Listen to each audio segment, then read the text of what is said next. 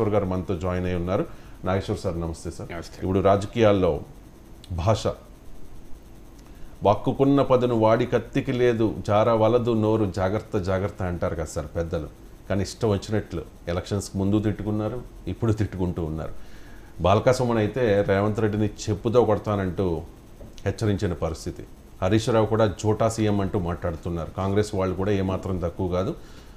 CM స్థాయిలో ఉన్న రేవంత్ కూడా కేసీఆర్ని కేటీఆర్ని మాట్లాడుతూ ఉన్న పరిస్థితి సార్. ఎలా చూడాలి? ఏంటి రాజకీయం ఈ తిట్ల? అంటే దానికి కారణం మనం తిట్లు తిట్టినప్పుడే మనం చర్చించుకుంటున్నాం కదా. దానికి అక్కడే మూలం ఉంది కదా. ఇప్పుడు ఒక రాజకీయ నాయకుడు ఏం కోరుకుంటాడు? ప్రచారం కోరుకుంటాడు, హైలైట్ కావాలి కోరుకుంటాడు, విజిబిలిటీ కోరుకుంటాడు. ఇప్పుడు మీరు ఎలక్షన్లు అయిపోయాక ఇప్పటి వరకు బాల్కా సుమన్ పేరు వినవాలే మనం. అసలు ఎక్కడ వార్తల్లోనే రాలేదు. ఇప్పుడు వచ్చాడు కదా, ఆయన దిష్టి బొమ్మలు కూడా కాంగ్రెస్ వాళ్ళు తగిలేశారు కదా. సో బాల్కా సుమన్ పేరు అంతటా వినబడుతుంది కదా, సరిపోతుందిగా రాజకీయ నాయకులకు. ఇంకేం కావాలి చెప్పండి?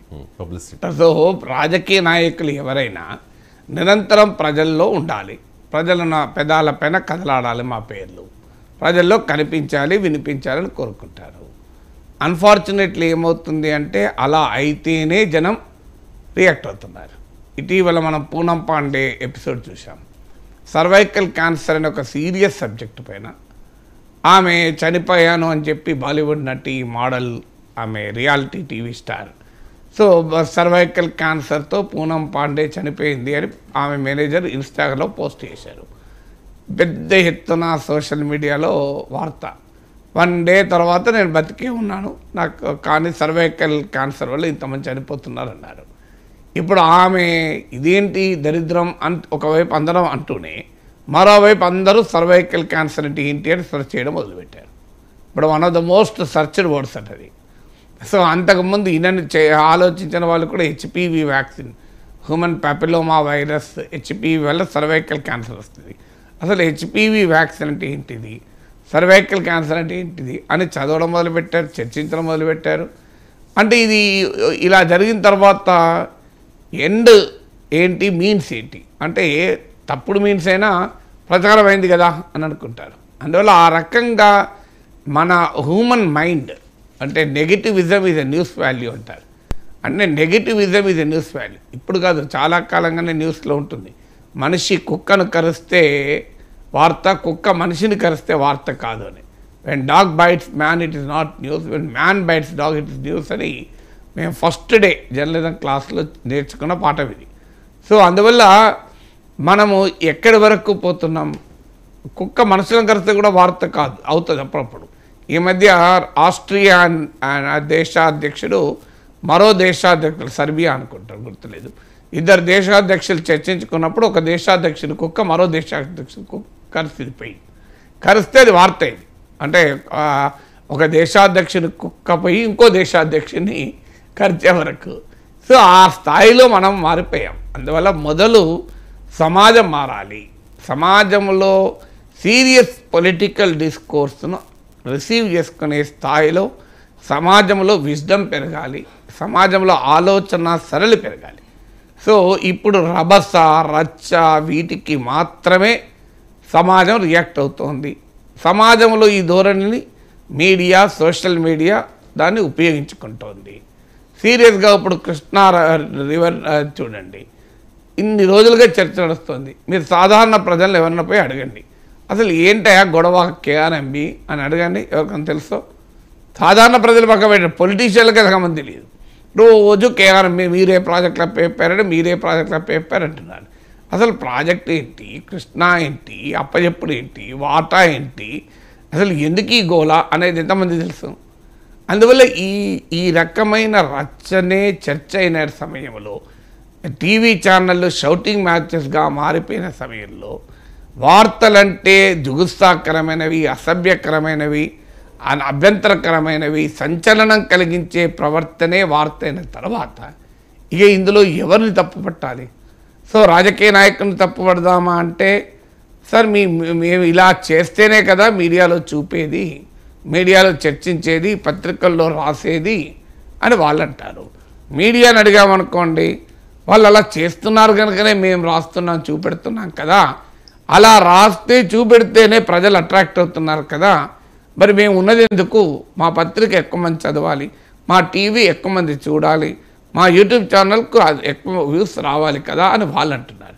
ప్రజలు అడిగారు అనుకోండి, మేము ఏం చేయాలి సార్, అవే చూపెడుతున్నారు కదా, అవే రాస్తున్నారు కదా అంటారు. తప్పేవరిది? ఇప్పుడు ఎవరికి అర్థం కాని ఒక దుస్థితిలో మనం ఉన్నాం. అందువల్ల రాజకీయాల్లో భాష అభ్యంతరకరం అనే దాంట్లో భిన్నాభిప్రాయం లేదు. పబ్లిక్ డిస్కోర్స్ను ఇలాగే తిట్ల పురాణంలో జరపాలని ఎక్కడా లేదు. ఇప్పుడు నేను 20 ఏళ్లకు పైగా పబ్లిక్ డిస్కోర్స్లో ఉన్నాను. బహుశా ఏ రాజకీయ నాయకుడు మాట్లాడనంత ఎక్కువ సమయం నేను మాట్లాడాను. ఎందుకంటే రోజుకు గంటల తరబడి అనేక అంశాలపైన మాట్లాడుతుంటాను.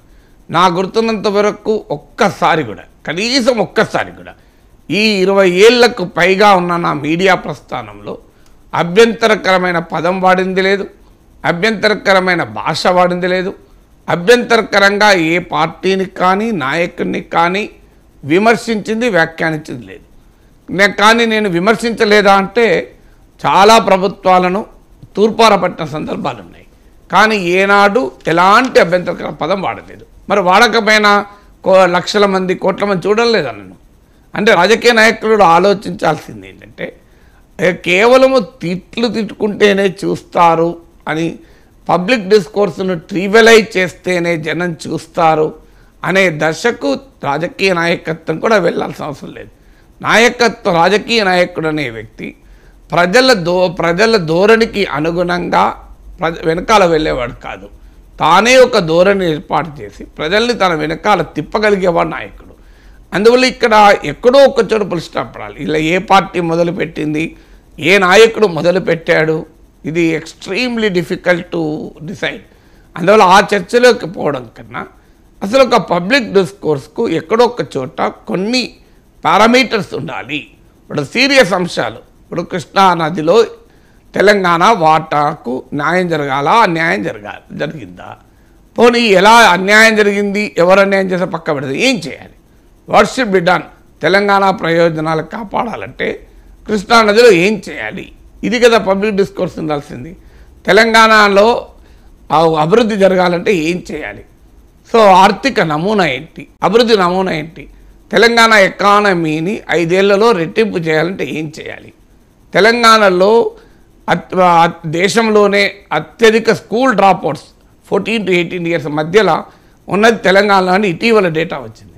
మరి ఆ స్కూల్ డ్రాప్అవుట్స్ను ఎలా ఆపాలి? తెలంగాణ బిడ్డలకు ఏ రకమైన నైపుణ్యం ఇవ్వాలి? వాళ్ళని ఒక స్కిల్డ్ మ్యాన్ పవర్గా, అంటే ప్రపంచంలోనే నాణ్యత కలిగిన, ప్రమాణాలు కలిగిన, నైపుణ్యం ఉన్న యువశక్తిగా ఎలా తీర్చిదిద్దాలి? వీటిపైన చర్చ జరగాలి. కానీ పొద్దున్న లేతే తిట్ల పురాణం వల్ల ప్రజలకు వచ్చే ప్రయోజనం ఏంటి అనేది, ప్రజలకు ప్రయోజనం లేని రాజకీయ చర్చల వల్ల సమాజం బాగుపడుతుందా? పొలిటికల్ కంటెస్టేషన్ డెమోక్రసీలో ఒక మూలమైన అంశం. ఏ పొలిటికల్ కంటెస్టేషనే లేకపోతే డెమోక్రసీ అనిపించుకోదు, డిక్టేటర్షిప్ అవుతుంది. కానీ పొలిటికల్ కంటెస్టేషన్ అనేది ఒక సీరియస్ అంశంగా ప్రజా ప్రయోజనార్థం ఉండాలి తప్ప ఎంటర్టైనింగ్గా ఉండకూడదు, సెన్సేషనల్గా ఉండకూడదు. అండ్ అసలు ఒక అన్సివిలైజ్డ్గా పబ్లిక్ డిస్కోర్సు, పొలిటికల్ డిస్కోర్సు పెరగడం వల్ల ప్రజలు రాజకీయాలకు దూరమయ్యే ప్రమాదం ఉంటుంది. ఒక ఢిల్లీకి చెందినటువంటి ఒక పబ్లిక్ స్కూల్ పిల్లలు పార్లమెంటు చూడటానికి వెళ్ళారు. బయటికి వచ్చాక విలేకరులు అడిగారు, మీకు ఎలా అనిపించింది అంటే, we will not be allowed to behave like this in our school అన్నారట వాళ్ళు. మా స్కూల్లో ఇలా ప్రవర్తించలేరు అని. సో ఆ స్థాయికి మనం పొలిటికల్ డిస్కోర్స్ను, పబ్లిక్ డిస్కోర్స్ను తీసుకురావడం బాధాకరం. దానికి ఎవరు బాధ్యులు అని ఆలోచించడం కన్నా దీనికి ఎక్కడ పులి స్టాప్ పెట్టాలన్నది ఆలోచించాలి. Right sir. ఆంధ్రప్రదేశ్కి